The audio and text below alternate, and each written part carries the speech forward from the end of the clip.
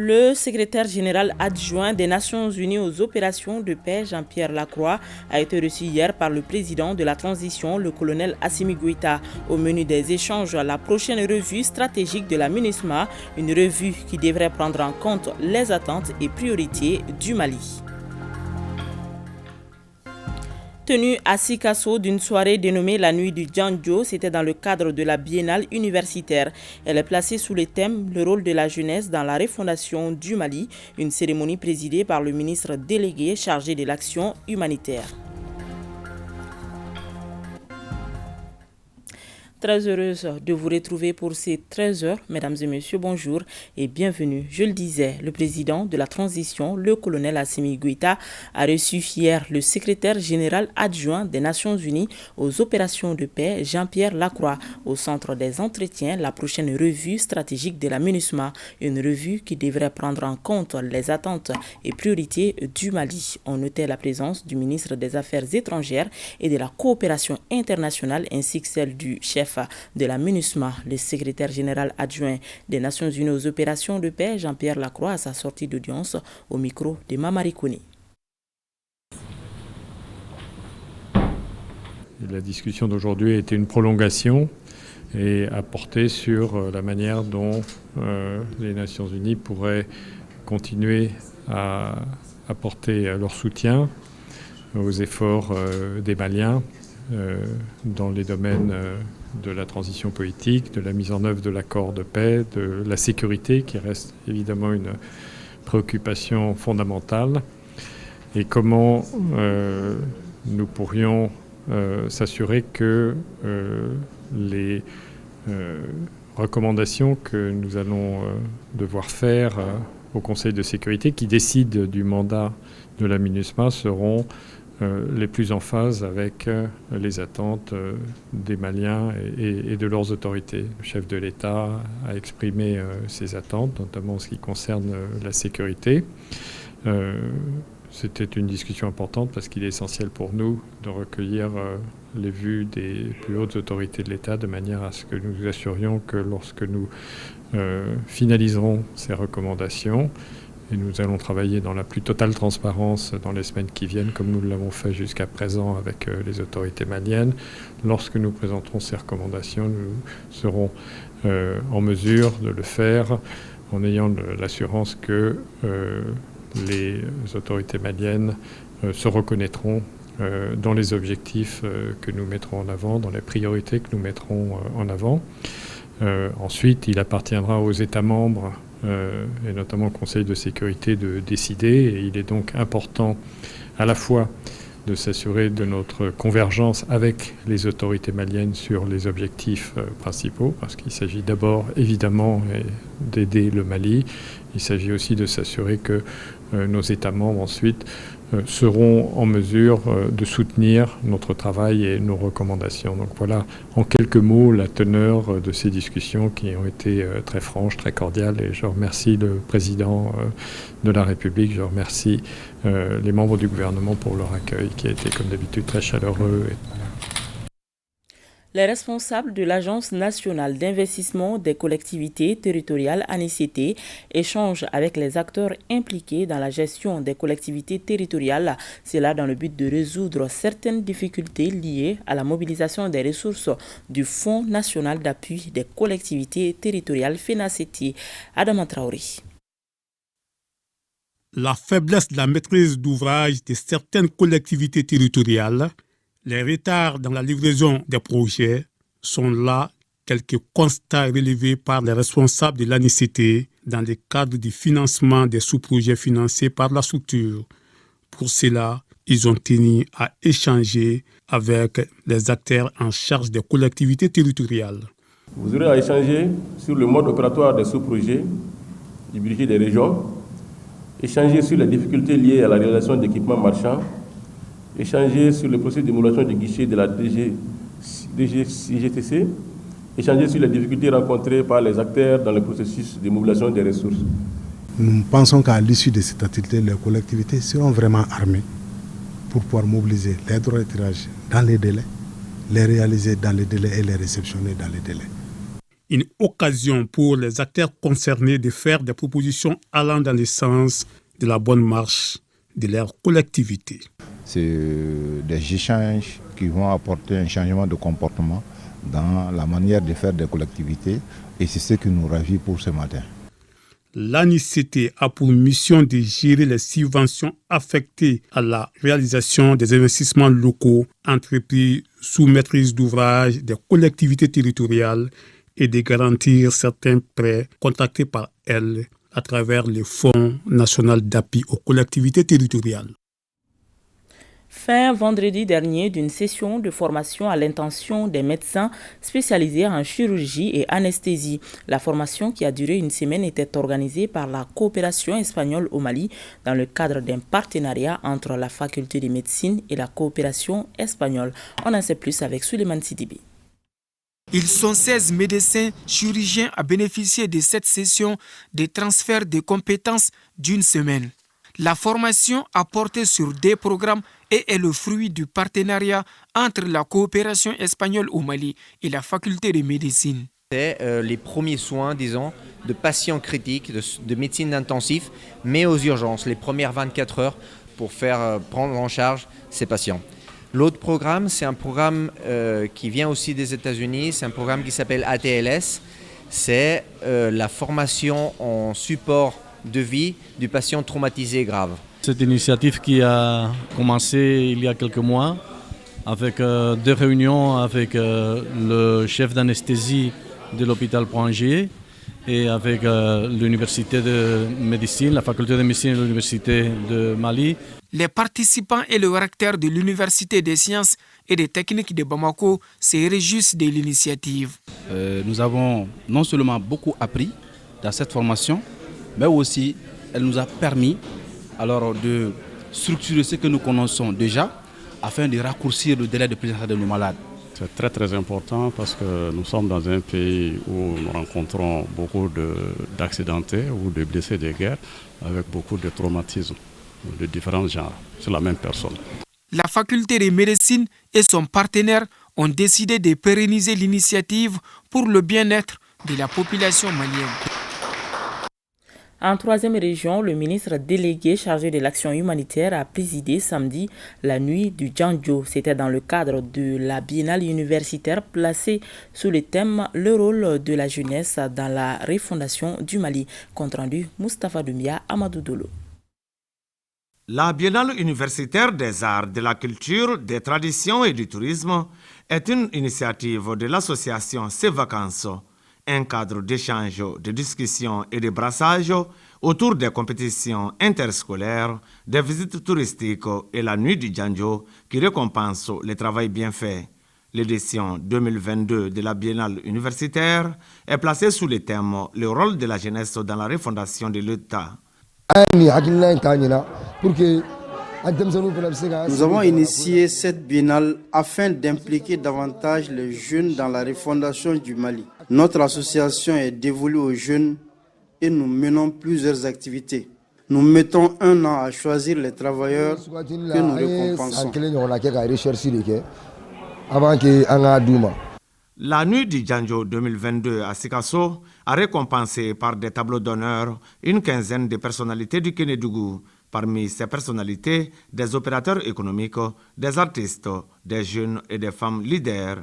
La refondation, il s'agit de renouer avec l'ensemble des valeurs qui ont toujours fait la grandeur de ce pays, à savoir la vérité, être véridique, avoir une bonne moralité, le respect dû à l'âge, le respect dû à la femme. Pour une vraie refondation, il faut que nous revenons à ces bonnes manières. En prélude à la nuit du Djandjo, l'association Ces Vacances a organisé une conférence sur le thème de la biennale. Plan international Mali au secours des personnes déplacées internes et des communautés autochtones hautes de la région de Mopti. Il leur a remis de l'argent et des matériels non alimentaires. Ces dons s'inscrivent dans le cadre du projet Sécurité alimentaire qui vise à améliorer l'accès aux ressources alimentaires et nutritionnelles pour les populations affectées par la crise humanitaire et la faim. Reportage Boubacar Sankari. 1150 ménages, dont 680 personnes déplacées internes et 480 ménages autochtones hôtes des cercles de Mopti, Bankas et Banyangara bénéficient de matériel non alimentaire et de transferts monétaires. Chaque ménage bénéficie ainsi d'un cash de 41 700 francs CFA et d'un kit NFI d'une valeur de 22 000 francs CFA. Composé de marmites, de fourneaux, de tasses en aluminium, de tasses en caoutchouc, des nattes, en tout cas pour leur permettre de subvenir à plusieurs besoins. Nous nous réjouissons beaucoup de cette remise de plan international Mali. Nous sollicitons d'autres actions similaires. Cette opération de distribution de non-vivres permettra d'amoindrir la souffrance des déplacés selon les autorités. Aujourd'hui, quand on leur offre ce peu de moyens pour se prendre en charge dans la vie de tous les jours, à leur place, c'est un plaisir énorme. C'est le lieu pour nous quand même de remercier Plan International et tous les autres partenaires qui sont dans ces activités-là, en leur disant de continuer à aider nos populations afin que nous puissions vraiment soulager leurs peines. Cette remise s'inscrit dans le cadre du projet de sécurité alimentaire et de protection des enfants en situation d'urgence dans la région de Mopti. Nous restons à Mopti pour parler de la 21e session des journées citoyennes tenues le lundi dernier, le premier lundi du mois de décembre à la direction régionale de l'UNPS de Mopti. Montée des couleurs, rappel de sens du drapeau national de visite du village SOS de Sokoura et l'hôpital Maliga Bardo sont entre autres activités qui ont marqué cette édition. Nous retrouvons encore Boubacar Sankari. C'est la direction régionale de l'UNPS, Institut national de prévoyance sociale, qui abrite cette dernière édition des journées citoyennes au titre de l'année 2022. Le directeur a mis le cadre à profit pour rappeler les missions de sa structure avant de faire le bilan des activités menées au cours de l'année. À la date du 30 novembre 2022, c'est une prévision annuelle de 3 906 143 616. Nous avons réalisé un montant de 3 709 754 903 francs, soit 97%. Autre activité menée au cours de cette 21e édition des journées citoyennes, la visite de deux structures. Il s'agit du village SOS Sokoura, ensuite l'hôpital Mali Gavardo. Tout ce qu'on a vu ce matin prouve à suffisance la résilience, le courage et la détermination des Maliens, leur foi en leur pays, en notre région, pour dépasser et surmonter la crise que nous vivons dans notre chair et dans notre âme. Rappelons que ces journées citoyennes sont initiées par le gouverneur de la région de Mopti pour raffermir la fibre patriotique chez la jeune génération. À Gao, 31,79%, soit 105 914 personnes sont complètement vaccinées contre le Covid-19 depuis le début de la campagne. Ces chiffres ont été communiqués aux responsables de services, les ONG partenaires et associations communautaires lors de l'atelier de restitution du 4e passage organisé vendredi par la Direction régionale de la santé. Reportage Rakia Toutouri. La campagne de vaccination contre la COVID-19 s'intensifie dans la région de Gao. À la date du 30 novembre, la région de Gao enregistre plus d'un millier de personnes complètement vaccinées contre la maladie à COVID-19. Un résultat atteint grâce aux stratégies fixes, mobiles et avancées adoptées par les districts sanitaires. Al-Moustrak est à 54,78% de couverture, Ansongo est à 19,15%, Bourem est à 27,54% de couverture vaccinale. Gao a vacciné 38,51% de couverture vaccinale. Battons-nous main dans la main avec une mobilisation sociale à hauteur de souhait pour atteindre les objectifs escomptés. Ces chiffres sont les résultats des efforts de tous les acteurs impliqués dans la lutte contre la pandémie. Au nom de tous les partenaires techniques et financiers, l'UNICEF a affirmé sa disponibilité à accompagner les autorités pour l'atteinte de l'objectif national qui est l'atteinte d'un taux de 70% d'ici la fin de l'année. Avec l'ensemble des partenaires techniques et financiers, l'UNICEF réitère son engagement aux côtés du gouvernement dans la lutte contre la maladie à coronavirus. Ce 4e passage a vu l'introduction du vaccin Pfizer conseillé pour les personnes de 12 ans et plus. 4072 personnes dans la région ont reçu le vaccin. La Fondation 221, le mouvement Sentinelle Mali-Kouroua et l'Observatoire malien pour la protection sociale ont procédé à 2 jours de consultation gratuite avec don de matériel sanitaire à la population de Dogodouma dans le cercle de Kati. Les détails avec Souleymane Sidibé. Pour renforcer le plateau technique du CESCOM de Dogodouma dans le cercle de Kati, la Fondation 221 remet des matériels sanitaires à la mairie de la dite localité. Cette remise est couplée à une consultation gratuite avec don de médicaments initiés par 3 organisations. Il s'agit de la Fondation 221, le mouvement Sentinelle Mali-Kouroua et l'Observatoire malien pour la protection sociale. Selon les initiateurs, ce geste est un devoir patriotique. Au menu, ça dépend de la pathologie. Vous allez voir qu'il y aura des gens qui vont venir avec des problèmes des gynéco et seront pris en charge. Des problèmes de diabète, des problèmes de tension, des problèmes de palu, des problèmes de pédiatrie, des problèmes de chirurgie, de pédicirurgie, des problèmes de dermatologie, odonto, ORL. Tout ça là seront aujourd'hui pris en charge par les éminents médecins pendant 2 jours. L'objectif recherché, c'est de diminuer la souffrance de nos populations. Premier lieu. En second lieu, c'est d'être en contact avec notre peuple. Le peuple réclame la santé en tant que droit de l'homme. Nous pensons que la meilleure façon d'être en contact avec ton peuple, c'est de venir là où ils sont, les soigner. Le maire de Dogodouma s'est réjoui de cet appui.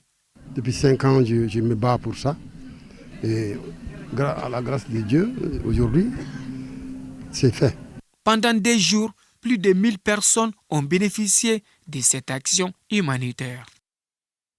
Dans le cadre de la Journée internationale des personnes handicapées, l'Association malienne pour la protection des personnes atteintes d'albinisme a initié une conférence débat sur l'albinisme, une rencontre qui vise à sensibiliser la population sur les comportements discriminatoires que connaît cette couche. Reportage Bokari Koulibaly. Sensibiliser les populations sur certains poids qui pèsent sur les personnes atteintes d'albinisme, c'est tout le sens de cette conférence débat. Initiée par l'Association malienne pour la protection des personnes atteintes d'albinisme, ce cadre se veut aussi un moyen de lever le voile sur les handicaps qui marginalisent davantage les albinos. La rencontre s'inscrit dans le cadre de la célébration de la Journée internationale des personnes en situation de handicap qui se tient le 3 décembre de chaque année. Et l'objectif, c'est vraiment de sensibiliser sur les handicaps pour que les discriminations, marginalisations, que ça puisse vraiment cesser et que nous puissions vivre en harmonie. Nous avons invité la chef de division handicap de la direction du développement social et aussi un psychologue pour qu'il puisse vraiment expliquer les différentes approches parce que certaines personnes ignorent les actes qui pèsent sur les personnes handicapées. Ce cadre d'échange est une occasion de démontrer que les personnes en situation de handicap ont toute leur place dans notre société.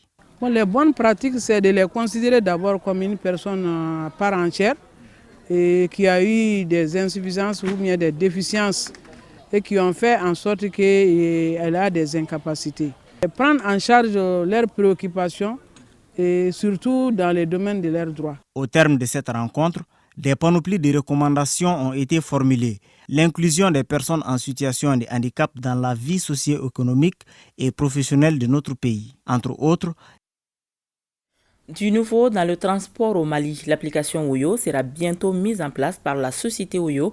C'est une innovation qui vise à faciliter les déplacements. Pour plus de détails, écoutons Oumar Diawara, cofondateur de la société Oyo. Il est au micro de Batraori.